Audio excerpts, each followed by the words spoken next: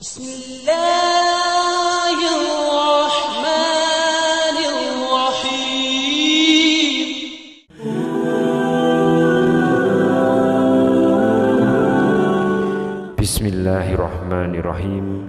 Assalamualaikum warahmatullahi wabarakatuh. Syukur alhamdulillah kita masih diberikan kesempatan dan dipertemukan kembali di channel ini.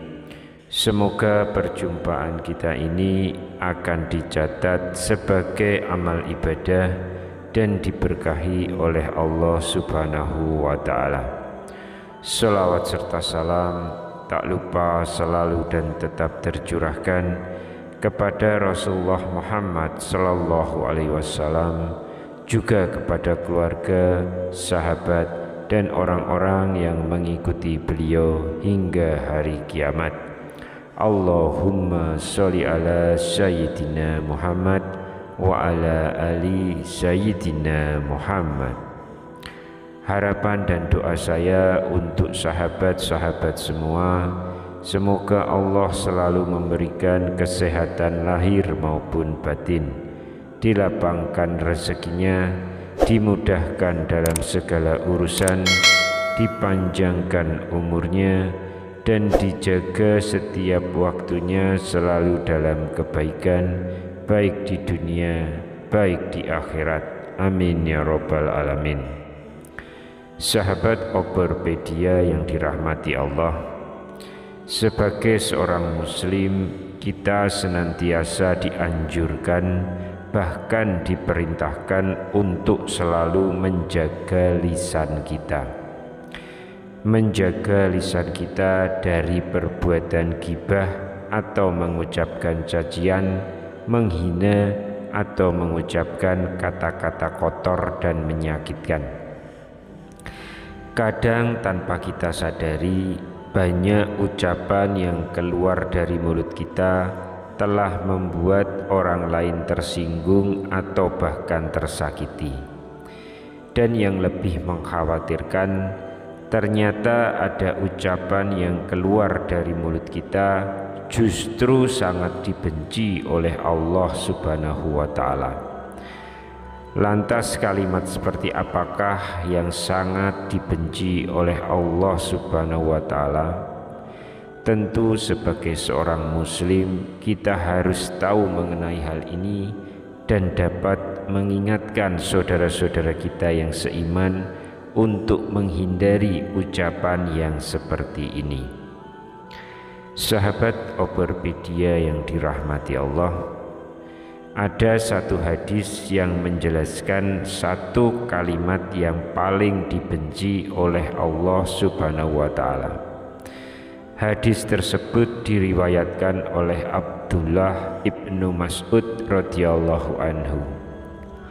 Adapun kalimat yang dimaksud adalah kalimat yang mengandung kesombongan dalam aspek teologis, sebagaimana dikutip dari Syu'abul Iman dan Amal al-Ya'um wa al-Lailah yang disahihkan oleh Al-Albani dalam As-Sahihah.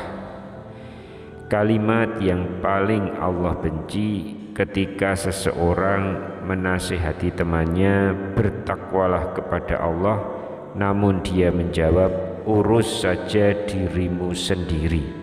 Hadis riwayat Baihaqi dan An-Nasa'i.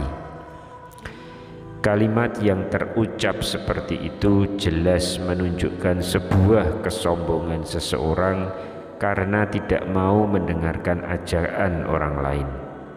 Bahkan orang lain dianggapnya tidak boleh mengurusi masalah ketakwaannya. Padahal sejatinya manusia seharusnya saling mengingatkan dalam kebaikan. Tidak hanya hadis tersebut yang menyampaikan hal kesombongan ini. Di dalam Al-Quran pun sudah banyak yang menjelaskan bentuk-bentuk kesombongan. Di antaranya tercantum dalam Quran surat An-Nisa ayat 172 hingga 173. Al-Masih tidak akan pernah enggan menjadi hamba Allah dan begitu pula para malaikat yang dekat kepada Allah. Siapa yang enggan menyembahnya dan menyombongkan diri, maka Allah akan mengumpulkan mereka semua kepadanya. Adapun orang-orang yang beriman dan mengerjakan kebajikan, Allah akan menyempurnakan pahala bagi mereka dan menambah sebagian dari karunia-Nya. Sementara itu, orang-orang yang enggan menyembah Allah dan menyombongkan diri, maka Allah akan mengazab mereka dengan azab yang pedih. Mereka pun tidak akan mendapatkan pelindung dan penolong selain Allah. Dalam riwayat lain bahkan disebutkan, setiap lisan yang dilontarkan oleh manusia akan dimintai pertanggungjawaban di akhirat. Rasulullah Shallallahu Alaihi Wasallam bersabda, sesungguhnya seorang hamba yang mengucapkan kalimat yang diridhoi Allah tapi tidak ia sadari, Allah akan meninggikan derajatnya. Adapun seorang hamba yang mengucapkan kalimat yang dibenci Allah dan tidak disadarinya, kalimat itu akan membuatnya jatuh ke neraka jahanam. Hadis riwayat Bukhari. Oleh karena itu, berhati-hatilah bila ingin berkata sesuatu, terutama bila seseorang mengajak kepada kebaikan atau melarang dari melakukan kemungkaran.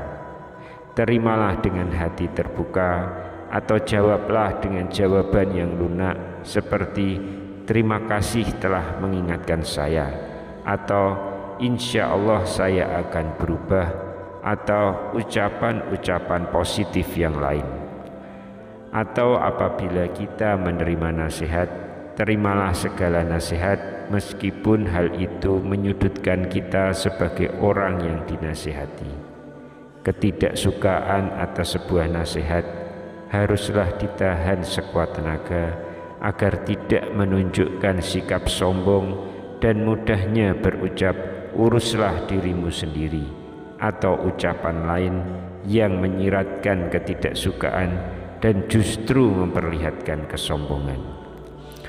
Karena sebab itulah sebenarnya dakwah bukan hanya menjadi kewajiban para rasul, namun hal ini juga berlaku bagi seluruh umatnya yang telah mampu menyampaikan kebenaran Islam sesuai dengan syariat. Dalam sebuah hadis, Rasulullah Shallallahu Alaihi Wasallam bersabda, dari Abdullah bin Amr dituturkan bahwasanya Rasulullah Shallallahu Alaihi Wasallam bersabda, sampaikanlah dariku walaupun hanya satu ayat. Hadis riwayat Bukhari. Na'udzubillahi min dzalik. Semoga kita semua terhindar dari sikap sombong tersebut. Demikian yang bisa kami sampaikan di kesempatan kali ini. Semoga kita semua bisa mengambil sebanyak mungkin manfaat dari apa yang kita bahas di pertemuan kali ini. Wallahu a'lam.